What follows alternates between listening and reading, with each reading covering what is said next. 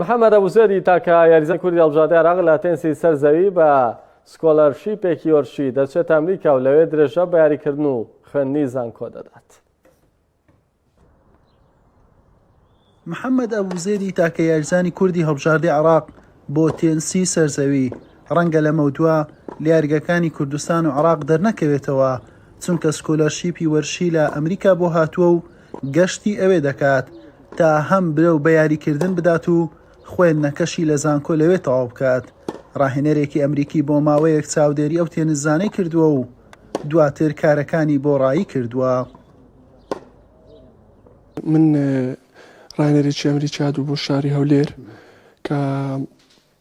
هات سەیری کردین لێرە لە بۆ یاریزانێک هات بوو کاتێک منیشی بینی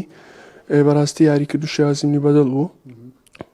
دواتر کۆنتاکتم لەگەڵی هەبوو کە لەوێن دەر لەگەڵێک دوو مدەڕیبی ئەمریکا کە ڕاهێنەرەکەی هاتبوویرە شاش خۆشی ئەمریکی بوو لەوێندە لەگەڵ یەک دوو ڕاهێنەری ئەمریکی کۆنتاکتم هەبوو شتانە ڤیدیۆ شێوازی یاریکردنی خۆم بە هەموو مەهاراتەکانەوە بۆ ناردن سەیریان کرد یاریکردنی منیان بەدڵ بوو و دواتریش ئەتلەتیک سکۆلەرشیپیان دامێ بۆ وەرشوانەکان کە زانیشیان لە هەڵبژاردەی عێراق لە فەریقی یەکەم یاریم کردە لە هەڵبژاردەی یەکەم داوایان کردم و لەوێن دەریش پەرە بە تێنسەکە و بەخینەکەم دەم ئینشاڵڵا لە جامیعەکە لەگەیەک دوو جامیعە کۆنتاکتم دەبی ماوەک لە جامیعەک دەبم کە داوایان کردم بە زووترین کات بگەم لەوێ بم دواتریش لە بۆ هەر جامیعەتی دیاری دەکەم لەوێن دەر پاڵانتیەکان بینی جامیعاتەکانە و هەروەها پاڵەوانێتی دیشەیە کە زوتیانی دەتوانم بڵێم لەوێن دەتوانم بڵێم هەموو هەفتان پاڵەوانتی زۆرەیە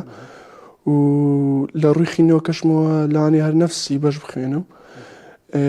لە بۆ هەڵبژاردەی عێراقیش ڕاستی پاڵەوانتی کرا بۆ سەعبم کردبوو و لە بۆ بانکردنەوە کەشم نازانمەوە لە سەیتەعاد و ڕاهێنەر دەمێنێتەوە. محەممەد ئەبوزێری تەمەەن 20 ساڵان لە 5 ساڵیەوە هاتۆتە نێو بواری تێنسەوە و دەستی بە یاریکردن کردووە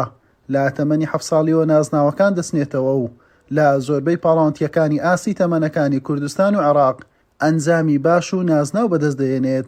لە وڵاتەکانی پورتوگال، تورکیا، لوبنان، ئوردن، سریلانکا، هیندستان، ئێران، میسر، بەحرێن، کەمبۆدیا بەشداری چەندین پاڵەوانتی کردووە. لە 2021ەوە یاریزانی هەڵبژاردەی یەکەمی عێراقا بەشداری پاڵانتیەکانی دێڤز کەپ دەکات پێشتریش لە ئاستی تەمەنەکان زۆرترین بەشداری هەبووە.